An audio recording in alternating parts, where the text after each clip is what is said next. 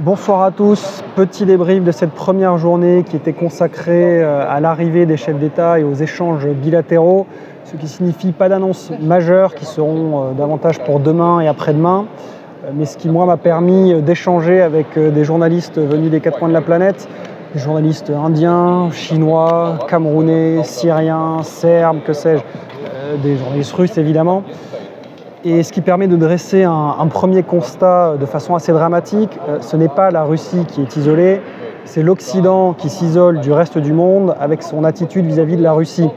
Ce constat est tellement flagrant que même CNN aujourd'hui est contraint de le faire. Le média américain écrit, je cite, « Poutine est loin d'être seul » et CNN voit l'émergence d'une coalition de pays qui se tient derrière la Russie et espère voir un changement dans la gouvernance mondiale. Alors merci CNN, c'est avec 10 ans de retard, mais merci quand même.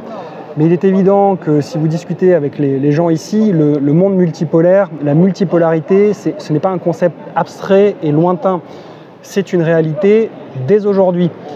Alors la question que moi je me pose de mon côté et que je vous pose si vous avez le malheur d'allumer votre télé, c'est est-ce que la presse française vit toujours dans son univers parallèle?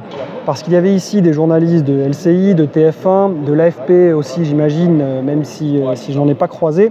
Et je suis curieux de voir ce qu'ils en ont retiré, s'ils sont toujours bloqués à Poutine est méchant et il n'a que la Corée du Nord derrière lui, ce qui concrètement à ce stade relèverait de la maladie mentale. Tenez-moi au courant, moi je vous dis à demain pour rentrer véritablement dans le vif du sujet.